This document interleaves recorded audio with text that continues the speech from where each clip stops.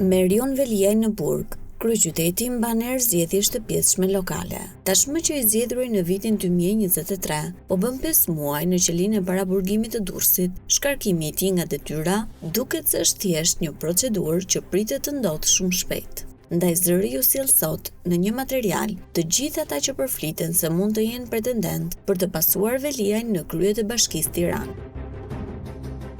Një emër që përmendet shpesh edhe si pretendent për deputet ndër vite është ai i Arber Hajdarit. Në dukje nuk ka angazhim me Partinë Socialiste, por nuk mund të thuhet se është një figurë djathtë, opozitare apo kritike me qeverinë. Hajdari ka krijuar një profil publik të kuruar me fondacionin e tij të bamirësisë, me të cilin shpeshherë bashkëpunonte edhe me Veliajin. Po ashtu, vitet e fundit populariteti i tij ka kapur majat me rolin e opinionistit në formatin Big Brother VIP Albania. Tjetër emër që përflitet është ish-ministri e Shëndetësisë, Ogerta Manastirliu, aktualisht ministre e Arsimit dhe Sporteve. Si drejtuese politike e qarkut të Tiranës, ajo duket se punoi për të bindur drejtuesin e Partisë Socialiste se mund t'ia dilte që të bënte një punë të mirë edhe pa kryebashkiakun Veliaj. Në zonat e saj doli fituese, edhe pse mandatin e kishte të sigurt, pasi ishte caktuar në listën e mbyllur të kryeqytetit. Manastirliu do të bëhej ministre e dytë që do të shkëputej nga kabineti dhe kuvendi për të drejtuar një institucion lokal. I pari ishte Erion Veliaj, i cili gjatë mandatit të tij të parë shërbeu si ministër i mirëqenies sociale dhe rinisë. Një socialiste tjetër që përflitet është edhe Elisa Spiropali, por ndryshe nga kolegja e saj, Spiropali ka disa disavantazhe. Në drejtimin politik të saj 2 vite më parë, ajo fitoi Bashkinë e Shkodrës, por në këto zgjedhje humbi në Kavaj dhe në Kamës, atje ku socialistët vetëm së fundmi kanë mundur që të marrin drejtimin e pushtetit lokal.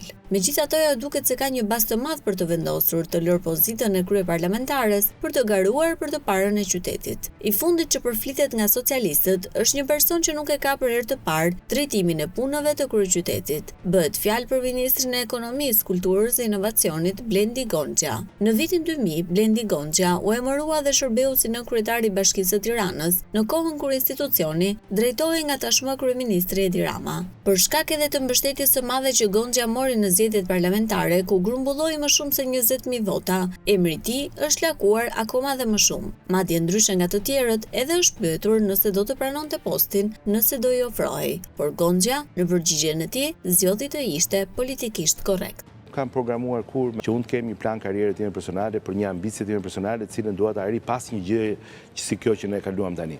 Votbesimi në Tiranë nuk diskutohet që të jep një shpagim për atë pjesë dhe unë e përmenda, është një shpagim dhe është një tregues, është një shpagim edhe për atë fik, po themi që dëpreu karrierën time në vitin 2002 dhe që kjo është një gjë që ka të bëjë shumë fort me një pjesë që lidhet me gjithçka në jetën time, edhe me familjen time.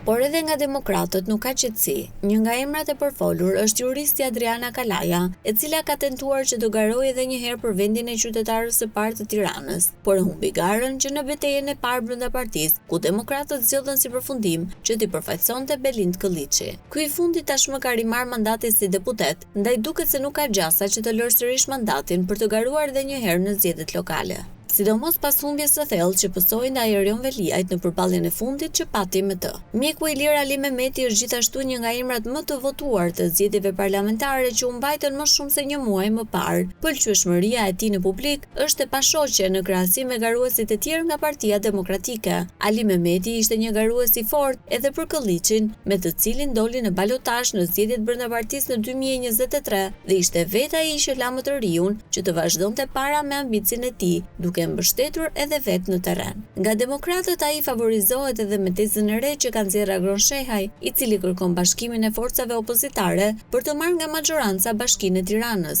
Për këtë kërkon një emër jo politik. I pyetur nëse do të ishte një mundësi e mirë Ali Mehmeti, Shehaj nuk tha jo. Edhe vetë kryedemokrati Sali Berisha nuk ka arsye që të mos e zgjedh mjekun, kështu që emri i tij duket si më i sigurti nga opozita. Por me statut, Partia Demokratike duhet që të zhvillojë procesin e primareve për të zgjedhur më të votuarin, ndaj nëse opozitarët e kuvendit do të bien dakord të bashkohen, duhet të gjejë një formulë të re për të zgjedhur kandidatin e tyre të përbashkët.